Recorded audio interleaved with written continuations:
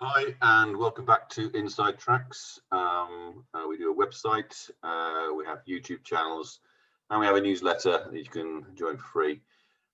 It's all aimed to try and make trading Betfair easier for those who are starting out or medium, or if you're used to doing it, you might pick up some tips. And by the way, if you have any tips for me or feedback, please let me know. If you like the video, then please like it and subscribe. And as I say, leave comments if you want to. Today, we're going to look at why do horses shorten or drift. Maybe a bit of a silly question, or maybe everyone's going to, it's obvious. If people don't like a horse, it will drift. And if people do like a horse, it will shorten. If you put money on a horse, it should shorten, shouldn't it? And if you find that people are laying a horse, particularly on Betfair, then of course it should drift. But really, I'm just going to go into some of the nuances of that and why there are other reasons than just being liked or not liked, and also when in the trading window a horse drifts or a horse shortens, how important that is. So what we're going to do is we're going to have a quick look at an actual race now and see what the prices are doing. So here we have the 2 o'clock. We're 2 o'clock, and it's the 2:15 at Exeter, and we're looking at what would you consider as a fairly normal race, 15 minutes before the off. And we can see that really the market believes that there are 3 horses here in with a shout. These 3 here, I'm not going to go through them. And we see that 2 of them are sitting very, very close. One of them is a bit further out, and then this one probably has a bit more going for it. So what are we looking at, and why would one of these horses drift, and why would one of these horses come in? Well, the first thing to do when you're looking at any race like this is to click on this button. I'm not using any kind of software at the moment, but let me just point out at the moment, these 2 are now vying for favoritism. You can see that as this one comes in, this one goes out, this one goes out. So if you see 6 there, and it goes out to 6.2, then these ones are liable to go in further. As you see this one drifting out towards 3, you'll see this one coming in towards 2.9. So that's one way you can see how the drift works. How fast a drift or a shortening can happen.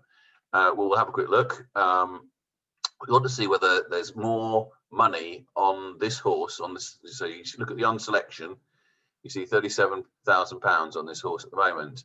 So that's the amount of money that has been either has been met, has been actually matched. So you can say £37,000 has been put on this selection either for it or against it, but that's what it's been matched at. Now, its odds are about 3, and what you need to do is to multiply your 37 by 3, and you get 90 plus 21 is 111. Now, the total amount is 84. So at 111, you'd say this horse is overweighted. In other words, it's got more money being put onto it than necessarily its odds say it should have. So that's this particular horse, which is Astigar. Right, let's have a quick look at the next one down, which is also vying for favoritism, Patroclus. And you can see it's a lot less. You can see that there's only 30,000 on here and 2.8. In fact, that's pretty much what you'd expect. If you take just about 3 times 30, it should be about 90. So this horse has the right amount of money on it compared to what you'd expect from its odds and the overall amount on the market. You can see that this horse is in fact doing quite a lot in the marketplace. So why would this horse be more liable to volatility than, for instance, Astigar, who clearly has some volatility, but it's less? And that's because Astigar has more money on it and therefore is liable to move more slowly. It's overweighted horse, so it's more likely to move more slowly. So that's one thing you need to know, is drifting is about going in and out, obviously, but it's the speed at which the price will go in and out depends on how much money is on that selection compared to the market. So it's still overweighted. 3 times 40 is 120 versus 91 on the mark on here. Now I would expect, obviously, if Astigar's overweighted and Patroclus is okay, then I would expect Fletch to be underweighted, and that's exactly what you see. So underweighted horse is when 6 times 10 is 60. That is underweighted in the marketplace. It's not really moving very much, but actually it wouldn't take too much to move this horse. And you may find coming to closer to the off when more money comes onto it. Now, again, something else to point out to the newcomers to this is that this number here, 93, we're about 11 minutes away. In the last 10 minutes, 80% of the money comes. So this is about 20%. So 450,000 odd we'd expect to go onto this race before the off. But 94, which is about 20%, is going on up to 10 minutes before. And now we're just moving into the 10 minutes before, where 80% of the money comes. So I would expect around about £450,000 to be the number we'd see just as they go on the off. So that's what you've got to realize. 80% of the money's coming in the last 10 minutes. And so again, when you have 80% of the money coming in, so if this is only 20% of the money, then this is, there's 4 times more money than this to come. And therefore, any movement here, this movement from 12 down to 6 only took, what, about £400-500, maybe a bit more than that. That's your £50 mark. So how much do you think that is from there to there? 50, 100, I don't know, £600. £600 took this horse from 12.5 to about 6.5. So six percentage points with £500. Now you could put £500 on in this last bit, and it would hardly make a difference, because we're now starting to see £300 coming on. So the closer you are to the off, and the more money that's coming in, see, it's already beginning to take off now. That's 14,000 more in the last 2 minutes than was on before in the previous hole. So in this bit here, this is where you're looking really for movements, real movements in the market. This is stable money and some trainers and some associates who know about it, but this is where the professional money comes in. Okay, so still underweighted, 6.6 times 12, 72 plus 7, 80 odd thousand. So still underweighted. So you can expect when the real money starts coming in, this could start shifting around quite a lot. It's liable to. Whereas your Astigar is less likely now to make these kind of movements, because this money here is relatively low, but this money coming in here now is, you're beginning to get £1,000 coming on. Okay, so that's the first thing, is when are you before the off, and how much money has been put onto the race, and how much money is coming in. Now we can see here Patroclus, in this, just since I've been talking, it's gone from just under 3 to 2.5. It's evenly weighted, so I expect this movement to be correct. It's not an anomaly. It's not a few £100 pushing the horse. So that movement is a sign that there is significant confidence, particularly amongst this money that's coming in now in the last few minutes. We'll see, and we'll see if that continues down. Or we'll see whether Astigar fights back. But that movement in the last 4 or 5 minutes while I've been talking is significant, because this is the beginning of the money coming in. And what we're expecting then, if this is going in, then this should go out. So if this goes into 2.5, this should go out to 3 or more, 3.5, and also the others should go out. And if you start seeing, for instance, Taste the Fear coming in from 17 to say 10, maybe there's a gamble on that, then you start seeing the other horses go out. Why is that? Why is it that if one horse that isn't yours is fancied, that your horse drifts? Well, it's because the market has to stay in harmony. This is 102 at the moment. That means that there's and that gets down to 101.8. It's always trying to get down to 100. It's always slightly less than 100, slightly over 100 generally speaking, but it can drift down to 99. It's always trying to level itself out at 100, because arbitrageurs are out there, people who look for differences in price. So for instance, if we had 2-horse race and they both were at 2.0. That's what the price they should be, and that would be in total harmony. 2 horses, 2.0, an even chance of each one winning is absolutely 100% total harmony. But then somebody puts some money on, and one horse moves to 1.9. Therefore, the two is no longer attractive. So you must move the 2 to 2.1 or so. It would depend on how much money is on each horse, but to 2.1 or so, to make sure that the coverage is 100%, i.e., there is no arbitraging effect. And of course, if the opposite went, there's a market that goes, 2-horse race, both of them are at 2, and one drifts to 2.1, then of course you can back both horses and win, because you've got more than evens on one and evens on the other. Therefore, you'll make money if you back the whole field, and that's what back all and lay all is all about. If you want to take advantage of this, if this goes up to 110 or something, then back all, and if this goes down to 90, then lay all. Okay, so it's the market trying to. There's no point in doing it when it's at 101.6. It has to be a significant difference, because you're going to pay commission on your winnings, and you wouldn't have enough winnings to actually pay the commission to Betfair. So now we're moving into the last 5 minutes before the race. Okay, so here we are. We've already put on. Remember when we were 15 minutes when we started, we were back down at 90-odd thousand. We've had we came out of that at 95. We've had 5 minutes. We're now so that's about 5 minutes 95. We've had about 125,000 come into the market in the last 5 minutes, and we should see now another 200 or so thousand come in before the off. Okay, and you can see how it's coming in now. It's coming in rapidly.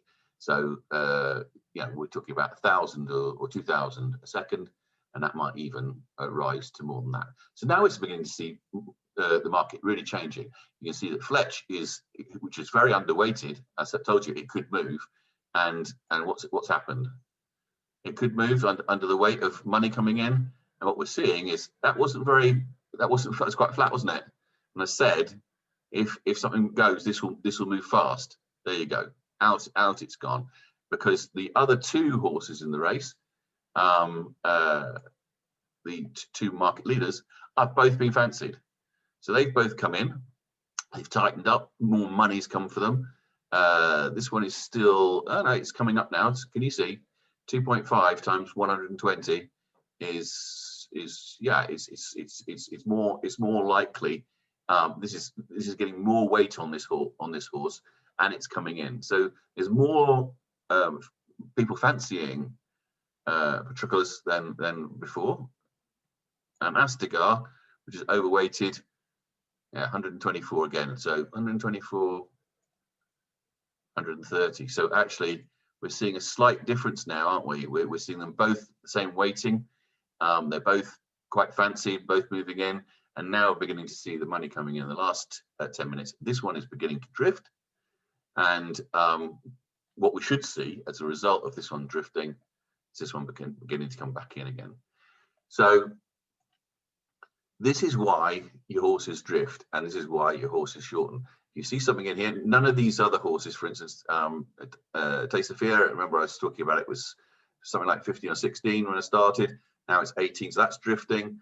This was about 5, it's drifting out to 7, 7.4, so that's drifting as well. So really, the market is saying this is a 2-horse race. And not only is it a 2-horse race, but Patroclus is winning the betting battle.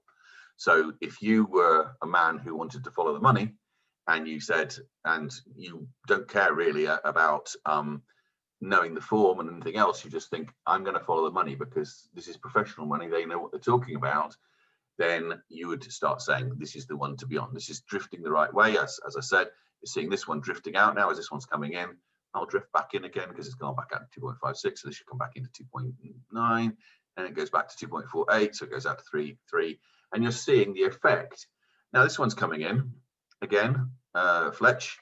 Again, I'm not going to be getting myself into a tizzy about Fletch, because Fletch is underweighted. So there's someone out there who's putting a few £100 on Fletch and bringing it back in, but I am seeing it coming quite a lot now. So there's an element here which says to me, Astigar, the real strong professional money here, we go 486,000. So that's what I said, we'd be up to about there.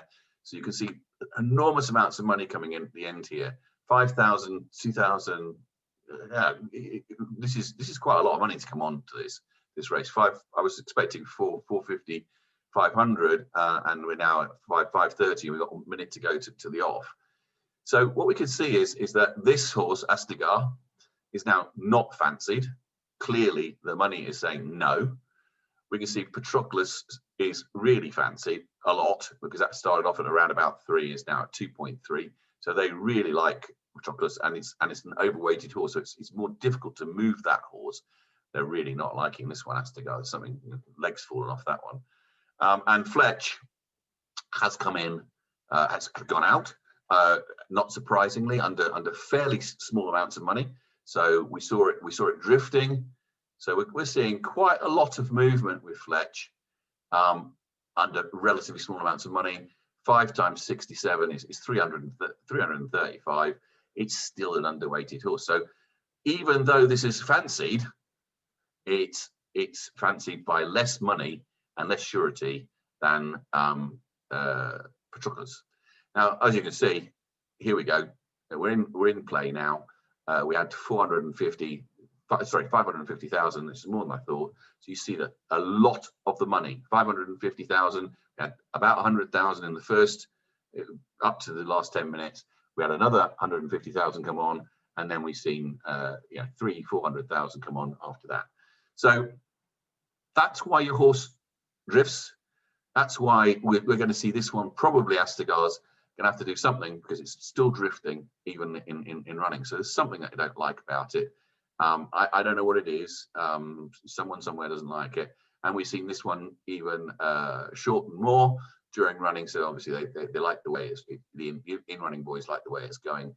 And generally speaking, one of the tips for you is exactly the situation where you see 2 market leaders out there being bet on, and you see in that last 5 minutes that one is favoured, then generally speaking, you see the horse continue to shorten in running, unless it does something daft.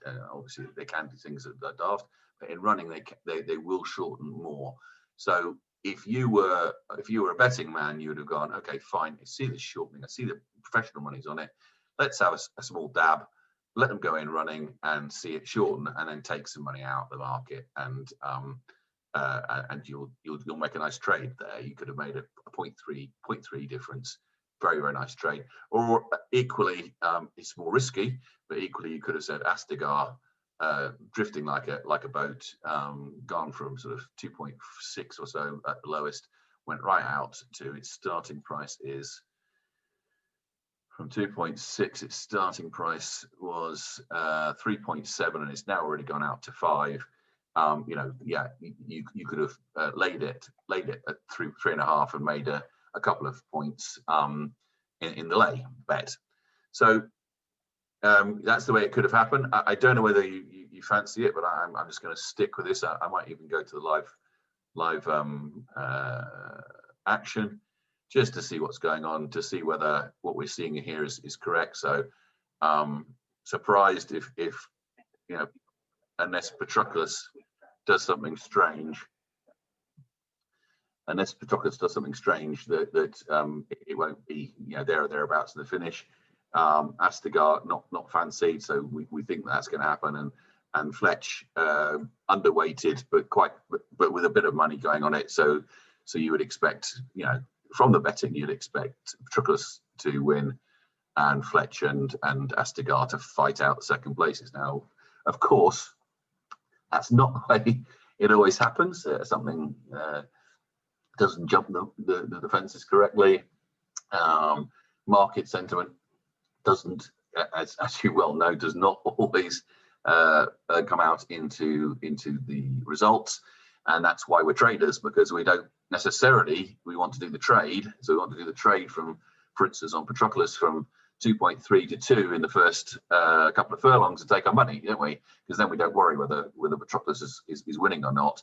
All I'm trying to see now is whether the market knew, and well, what the market was telling me is Patroclus was going to do well, Astigar was going to do less well than it thought, and Fletch had some sentiment towards it, but was underweighted, so wasn't really the professional money's gamble. It wasn't what they wanted, it wasn't what they thought. So let's see where that comes out. Patroclus is still there or thereabouts.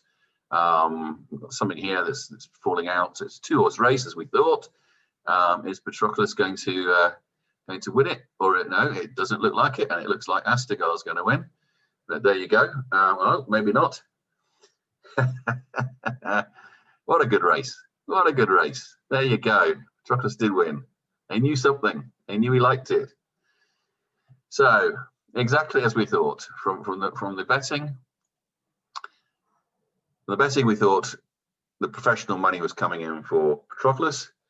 We knew that the professional money was saying that Astigar was not there. We know that Fletch had some sentiment going for it, was underweighted, so therefore not the professional's choice, and nothing else was doing anything in the betting in terms of moving in or out. So I think really just to say, I hope that helps you in understanding why drifts happen. It's not necessarily because your horse is not fancied, it's because there's money coming for another horse. It depends whether your horse is over or underweighted as to how fast and how far it will drift, and if that drift or that shortening is in fact temporary. We saw that with Fletch, underweighted horse, came in, went out, but that because it was underweighted, it was happening with fairly small amounts of money and not professional money. So those drifts and those shortenings for Fletch weren't as important as, for instance, for the other two, where Patroclus shortened significantly with the professional money, and Astigar drifted significantly with professional money. And then we went in running that those drifts and shortenings of those two top players continued in running, so we can make some money on that, and in fact actually turned out to be correct. Okay, so I think I'm going to stop there, and I'm going to say to you thanks very much for watching, and if you like this this video, please like it, and if you want to subscribe, please do. Don't forget we do a newsletter. You can sign up for that at insidetracks.co.uk for free. Cheers then.